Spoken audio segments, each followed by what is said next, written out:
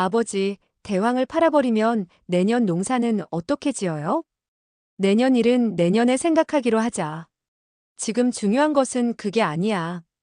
우린 여기서 잘 살고 있잖아요. 그런데 형주에는 무엇하러 가요?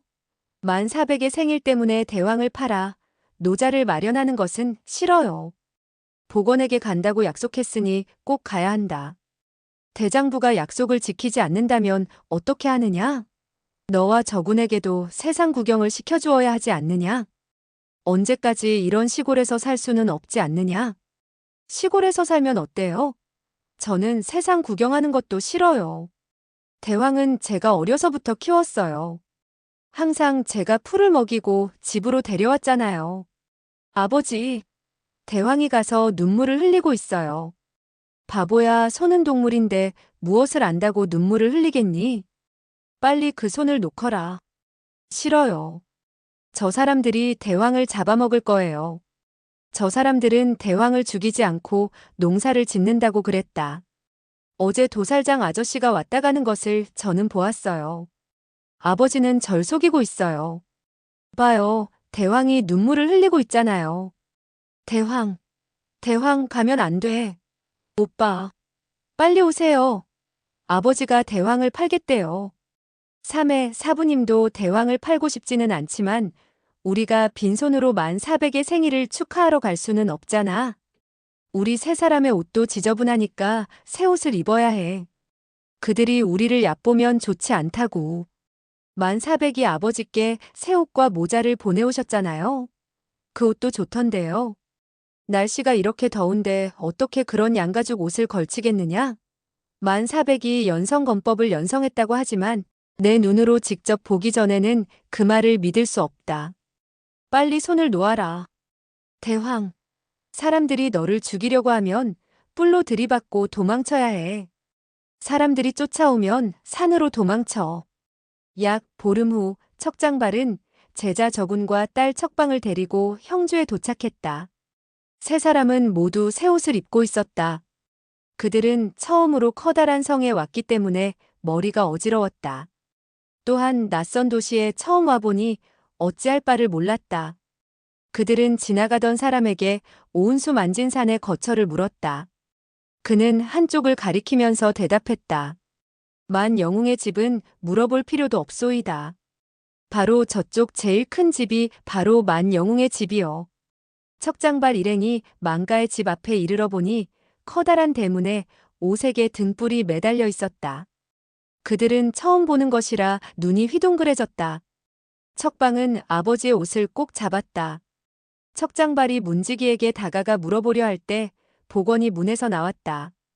척장발은 기쁜 나머지 그에게 큰 소리로 외쳤다. 복사질, 내가 왔네. 복원이 급히 나오면서 말했다. 척사수께서 오셨군요. 척 3회, 적 사제, 안녕하시오. 사부님께서는 척사제가 왜 아직 안 오는 거지? 하면서 무척이나 사숙님을 기다리고 계십니다. 어서 들어가시지요. 척장발 일행이 대문에 들어서자 악사들이 귀한 손님을 환영하는 음악을 연주했다. 무쇠로 만든 막대기에서 소리가 나자 저구는 깜짝 놀랐다.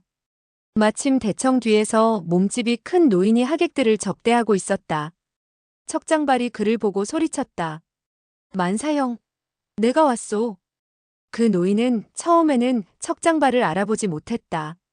그는 얼이 빠진 듯 잠시 멍해 있더니 비로소 척장발을 알아보고 하하 웃으면서 말했다. 셋째, 많이 늙었군.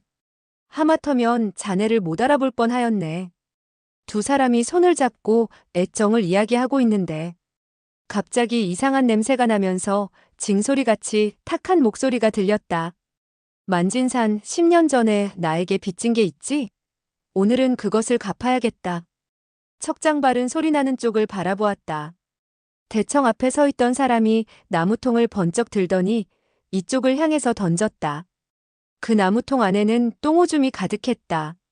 척장발은 딸과 제자가 자기 몸 뒤에 서 있는 것을 보고 만일 자기가 옆으로 피한다면 딸과 제자의 몸에 분뇨가 맞을 것이라고 생각했다. 그는 재빨리 두 손으로 장포를 잡고 근육을 움직여 팍팍팍 하며 아주 빠른 동작으로 단추를 떨어뜨렸다. 그리고는 옷자락을 벗기고 손으로 잡아 바깥쪽으로 날렸다. 옷은 몸에서 벗어나 마치 한 개의 배도처럼 날았다. 그 사람이 던진 분뇨통은 옷에 쌓여서 다시 그에게로 날아갔다. 그 사람이 자기에게 날아오던 분뇨통을 피하자 똥오줌이 사방으로 튀었고 집안은 온통 구린내로 가득 찼다. 그 사람은 얼굴에 수염이 잔뜩 나 있었고 몸은 비대했다. 그는 떡 버티고 서서 웃으며 말했다. 하하, 만진산, 이 형님께서 저 멀리 천리 밖에서 너의 생일을 축하해 주려고 왔다. 약소하지만 황금 만냥을 너에게 주겠다. 축복이 있기를 바라겠다. 만진산의 8명의 제자는 이상한 사람이 소동을 피우고 응접실을 어지럽히게 한 것을 보고 몹시 화가 났다. 그래서 한꺼번에 8사람이 달려들어 그를 붙잡아 혼을 내주려고 했다. 이때 만진산이 소리쳤다. 모두 멈추어라. 그의 8명의 제자는 발을 멈췄다. 둘째 제자 주기가 그에게 소리쳤다. 빌어먹을 자식, 넌 누구냐? 오늘은 사부님의 생신이신데 내가 감히 소란을 피우다니 살고 싶지 않은 모양이구나. 오은수 망가의 실력이 어떤지를 제대로 모르는 녀석이구나. 그러나 만진사는 이 털보의 사나이가 왜 왔는지를 눈치채고 있었다. 만진사는 털보에게 말했다. 누군가 했더니 태행산의 여대체주였군. 여대체주가 몇 년 사이에 부자가 되어 황금을 쌓아놓고 산다더니 오늘 이렇게 많은 황금을 가지고 왔군. 모여있던 많은 사람들은 태행산의 여대체주라는 말을 듣자 서로 수군거렸다. 태행산의 여통이었구나. 그런데 어떻게 그 사람이 만나리와 인연을 맺게 되었지? 여통은 북오성 암흑가에서 제일 무서운 사람이야. 한 손에 칼을 6자루를 한꺼번에 쥘 수도 있대. 황하 남북에서 꽤 유명한 모양이지. 선한 사람은 오지 않고 온 사람은 선하지 않아. 오늘은 재미있는 광경을 볼 수 있겠군. 여통이 차갑게 웃으며 말했다. 10년 전 우리 형제가 대원부에서 일을 저질렀을 때 내가 고자질을 했기 때문에 우리들은 망하고 말았다. 하지만 그건 별로 중요하지 않다. 내 형제 여위가 억울하게 죽은 것이 더 중요한 문제야. 3년 전에야 바로 너 만진산의 짓이라는 것을 알아냈다. 자, 어떻게 할 테냐? 만진산이 말했다. 맞다. 내가 밀고 했다. 본전 없이 얼마든지 장사를 할 수는 있지만 자네 형제 여위는 여자를 강간하고 내 사람이나 죽였다. 그런 천벌받을 짓을 보고 어떻게 이만진산이 가만히 있을 수 있느냔 말이냐? 사람들은 이 말을 듣고 여통을 향해 소리쳤다. 나쁜 놈, 너는 부끄러운 줄도 모르냐? 저 강도를 관가로 보내라. 못된 녀석이 강릉부에 와서 감히 야비한 행동을 하다니. 그러자 여통은 빠른 걸음으로 대청 앞까지 오더니 굵은 팔로 기둥을 치기 시작했다. 계속해서 몇 번 치자 와지끈 하는 소리가 들리면서 굵은 기둥이 두 쪽으로 갈라지고 지붕에 있던 기와가 대청 앞마당으로 떨어졌다. 대청은 온통 먼지투성이가 되었다. 사람들은 그의 팔 힘이 무척 강한 것을 보고 놀라 벌벌 떨었다. 만약 그의 손에 잡힌다면 살아남지 못할 거야. 여통은 다시 정원으로 되돌아와서 큰 소리로 말했다. 만진산, 정말로 내가 정의의 용사라면 빨리 나와서 한판 승부를 겨루어 보자. 내가 진짜 영웅인지 보고 싶다. 왜 몰래 관가에 고발했느냐? 왜 내 형제의 손에 들어왔던 6,000냥을 삼켰느냐? 이 비겁한 녀석아, 어서 나와서 덤벼라. 만진산이 비웃으면서 말했다. 여대체주, 그동안 무공이 꽤나 많이 늘었나 보군. 하지만 안타깝게도 자네 같은 사람은 무공이 높으면 높을수록 남을 많이 해치지. 내가 비록 늙기는 했지만 자네와 한번 겨루어 보겠다. 만진사는 이렇게 말하면서 앞으로 걸어나갔다. 그런데 갑자기 인파 속에서 눈썹이 굵고 진한 소년이 튀어나오더니 여통의 두 팔을 잡았다. 그 소년은 여통에게 큰 소리로 말했다. 당신은 사부님의 새 옷을 더럽혔어요. 빨리 변상해요. 그 소녀는 바로 척장발의 제자 저군이었다. 여통은 양쪽 팔꿈치를 흔들어 저군을 떨구려고 했으나 저군은 있는 힘을 다해 잡고 있었기 때문에 떨쳐버릴 수가 없었다. 여통의 철비공은 앞으로 직격을 해야만이 위력을 발휘할 수 있는데 저군에게 두 팔을 붙들려 힘을 쓸 수가 없었다. 그는 화를 내면서 오른쪽 무릎을 들어 저군의 복부를 쳤다. 빨리 놓아라. 저군은 너무 아파 손을 놓고 말았다. 여통이 사용한 무공은 풍운사기였다.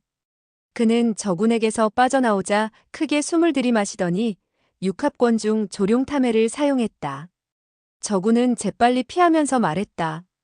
나는 당신과 싸우기가 싫어요. 우리 사부님의 새 옷은 새냥을 주고 산 거예요. 큰 황소를 팔아 그것으로 새 옷을 사서 오늘 아침에 처음 입은 것인데. 여통이 화를 내며 말했다. 바보 같은 녀석. 무슨 소리를 하는 것이냐? 저군은 세 발자국 앞으로 나가면서 말했다. 빨리 물어내. 저군은 농가의 자제였기 때문에 물건을 무척 아꼈다. 더군다나 사부님께서 기르시던 황소를 팔아 새 옷을 사서 오늘 처음 입고 나왔는데 그 옷이 여통 때문에 더럽혀졌으니 저군의 마음이 좋을 리가 없었다. 그는 여통과 만진산 사이에 어떤 일이 있었는지는 아랑곳하지 않고 사부님의 더럽혀진 옷을 변상하라고 하는 것이었다. 만진산이 말했다. 저군 사질. 어서 물러나게. 자네 사부님의 옷은 내가 변상하겠네.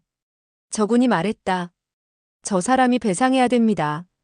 저 사람이 떠나고 당신이 배상해주지 않으면 어떻게 합니까? 저군은 이 말이 끝나자마자 다시 여통의 옷을 붙잡았다.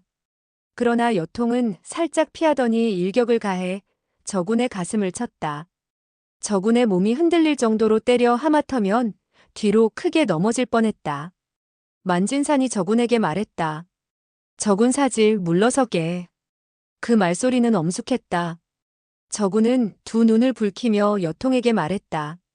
당신은 옷도 변상해주지 않고 사람만 때리는 것으로 보아서 나쁜 사람이 분명해요. 여통이 웃으면서 말했다. 너 같은 녀석을 때리면 어떠냐? 저군이 소리쳤다. 그럼 나도 당신을 때려주겠소. 그러더니 몸을 돌려 왼쪽 손을 옆으로 뻗으면서 오른쪽 손바닥을 왼쪽 손바닥 아래에서 불쑥 나오게 했다. 여통은 호랑이처럼 왼쪽 다리를 구부리더니 오른쪽 주먹을 뻗었다.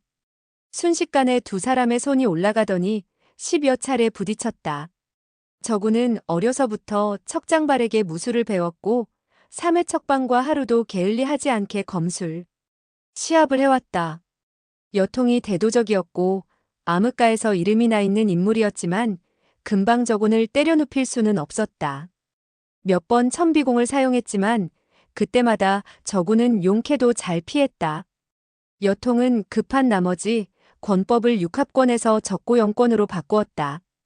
이 적고영권은 원래 육합권의 일종이었으나 후권이 삽입되고 동물의 움직임을 본 딴 초식을 첨가한 권법이었다. 매식마다 변화가 대단했다. 저군은 이런 권법을 본 적이 없으므로 잠시 어리둥절하는 가운데 왼쪽 다리를 여통에게 얻어맞았다. 만진사는 저군이 여통의 상대가 되지 못하다는 것을 보고 저군에게 소리쳤다. 적사질 물러서게. 자네는 상대가 안 돼. 저군이 말했다. 이기지 못하더라도 싸우겠어요. 그러나 저군이 말하는 사이에 여통에게 가슴을 한 대 얻어맞았다. 척방은 저군을 걱정하면서 그 싸움을 지켜보고 있었으므로 더 이상 참지 못하고 소리쳤다. 사형 그만 싸워요. 1400이 그를 상대할 거예요. 저군은 두 손을 아래 위로 움직이며 생명의 위협을 무릅쓰고 전진하며 소리쳤다. 난 무섭지 않아. 나는 무섭지 않아. 퍽 하는 소리와 함께 저군의 코에서 코피가 쏟아져 나왔다. 만진사는 인상을 찌푸리며 말했다.